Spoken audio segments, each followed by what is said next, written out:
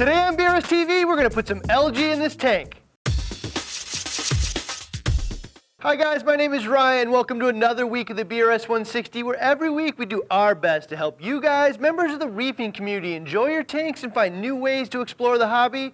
We do that by following the setup and progression of this 160-gallon reef tank. This week we're going to explore refugiums, which are really two things: safe havens for microfauna like copepods and amphipods to populate and reproduce, as well as grow algae and other organisms to harvest and reduce nutrients. Both are great reasons to incorporate a refugium. One additional side benefit is when they're utilized at night, they help keep the water oxygen-rich and pH stable. Microfauna will provide a natural food source for corals and fish, but one often overlooked component is critters like copepods and amphipods will also graze on microalgae like hair algae and other common aquarium pest algae. Tanks with really healthy microfauna populations may avoid algae issues that other tanks would normally be experiencing. It's hard to know for certain how much microalgae they consume, but almost every reefer would prefer to have a healthy microfauna population given the opportunity. Microfauna like this will populate and reproduce to various degrees in basically any refugium design. This can be as simple as filling the fuge chamber of your sump with rock or rubble, or using something like one of these hang-on pump-driven fuges, or even a small in-sump design filled with rubble. In cases like this, the fuge will often trap a significant amount of detritus that passes through the fuge to feed the copepods and other microfauna. If you'd also like to use a refugium to remove nutrients from the tank, you'll have to light the fuge and use algae or grow some other type of organism rather than just use rock or rubble. The concept is super simple. As the algae grows, it consumes nutrients like nitrate and phosphate, as well as some toxins from the tank. In fact, some of the algae will consume ammonia directly before it even has a chance to break down. The actual nutrient removal component comes when you reach in, remove a bunch of the nutrient-filled algae and throw it in the trash. How many nutrients this removes is up to some debate, but rather than feed that debate, I'm simply going to say that these huge swaths of algae absolutely contain unwanted nutrients I don't want in the tank, and for most reefers, the only other thing that was going to remove these is water changes. Anything that reduces dependency on water changes and increases microfauna in the tank is a good idea. The other component to this is, like any other piece of equipment on the tank, how much effort you put into the refugium design and components is going to play a big impact on how effective it is. For instance, most people wouldn't be surprised if an $89 hang-on skimmer performs significantly poorer than a $400 recirculating skimmer. You probably also won't be surprised that even though it's harder to install and costs a lot more, the roller mat removes a tremendous amount of waste compared to $18 worth of filter socks, which are super easy to implement and replace. So the same can be said of refugium designs and related equipment. What you put into it is what you're going to get out of it. For instance, most reefers believe algae scrubbers can remove an enormous amount of nutrients. Installed properly, they have the potential to maintain nitrate and phosphate at levels undetectable by hobby-grade test kits. They do that by providing an adequate combination of all the major elements algae needs for growth, light, nutrients, and carbon dioxide or gas exchange, while promoting the growth of the simplest forms of algae, which grow the fastest and are the easiest to harvest. While not terribly expensive to implement, most algae scrubber implementations are currently do-it-yourself projects which require time, effort, and tools. The patent on algae scrubbers recently expired, so I expect to see more commercially available options in the upcoming years. Quality of equipment on less efficient designs is also going to impact results. A high-end light source designed for vegetative growth with the proper spectrum and intensity will obviously outperform your average off-the-shelf fluorescent bulb from the hardware store. We had excellent results with the Kessil Purple H350, which rapidly grew Chaetomorpha in the clown harem tank. Not an inexpensive option, but anyone who's seen it in action will absolutely agree it was very effective at quickly growing massive amounts of Chaetomorpha.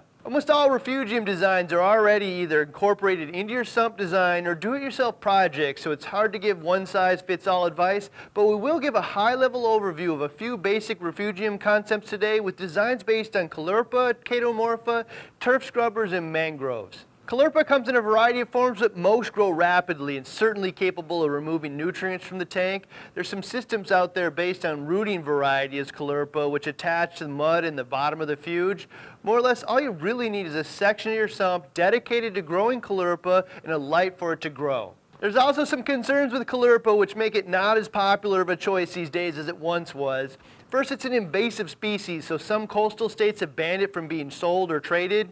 It's also possible for it to grow and expand into the display tank or equipment, where it can be sometimes really hard to completely remove. There's also a somewhat rare potential that it'll go sexual and melt, which can pollute the tank. And lastly, some reefers believe some species of Caulerpa can produce toxins that may irritate corals. I can't confirm that, but it is something you might want to keep in mind. This is where Chaetomorpha, or Chaeto for short, comes in. Chaeto's a spaghetti-like algae which grows in balls within the water column. I'm not aware of any state controlling its trade. It doesn't go sexual. If it escapes into the display, it's super easy to remove. It grows in dense mats which are typically teeming with copepods and amphipods, and it's easy to harvest and remove. In either case, you'll need a dedicated area to grow it and some light. One of the most common lights is a 6500K spiral compact fluorescent light from a local hardware store and a clip-on lamp. I'll note that the manufacturers of these clip-on lights did not design them to be used over saltwater, so do whatever you have to do to make sure they cannot possibly be bumped into the sump and cause an electrical hazard, fire, or worse. One thing to keep in mind is algae need three main things to grow: nutrients, light, and carbon dioxide. So if you use these inexpensive $10 lights and find that algae prefers to grow in your tank rather than your refugium, it's likely because there's way better access to light inside the tank. You can fix this by putting a bit more effort into lighting your refuge. There are a variety of screw-in LED lights, larger compact fluorescents, and other options all the way up to these awesome grow lamps designed for the horticultural industry from Kessel. Most reefers will have a hard time justifying that kind of money for a refugium light, but the same reefer might have no problem spending a few $100s extra on their skimmer or even a couple corals. If you consider this a productive nutrient filter for the tank, then selecting the right lighting solution is an important component of the design and maintenance of that filter. That doesn't mean the inexpensive solution from the hardware store won't work, because it does work for thousands of reefers that use them effectively. It just means you're likely not getting the most out of your refugium design, and exploring different lighting options might improve that performance. Some reefers also like to put substrates in refugiums like this. I try and avoid sand in most cases because it can become a nutrient in detritus sink, but some rubble or marine pure balls won't hurt anything. Some reefers use mud-based products for the fuge substrate, which claims some filtration, trace elements, and general health benefits. I guess I don't have a personal opinion one way or the other. There are many reefers who use mud and swear by it, and just as many who say they've used it and didn't see a ton of benefit.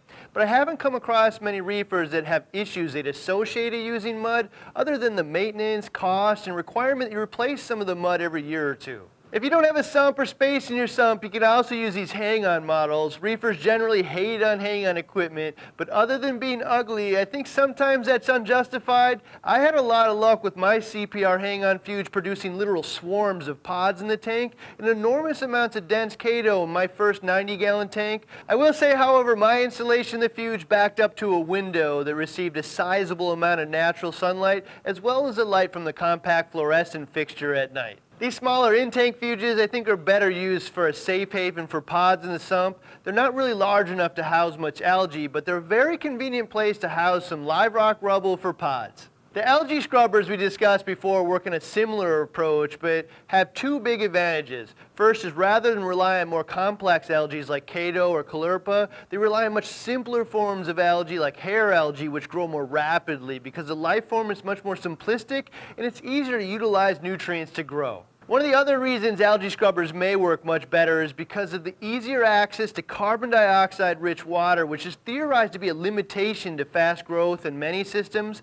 Most algae scrubber designs funnel water down a plastic screen with light hitting both sides, which maximizes the light, access to nutrients, and carbon dioxide or gas exchange. Only real limitation is size. Other than that, this type of system is capable of removing enormous amounts of nutrients and been proven by so many reefers in commercial systems it really isn't debatable. Once they're tuned in, some reefers even elect to successfully take their skimmers offline.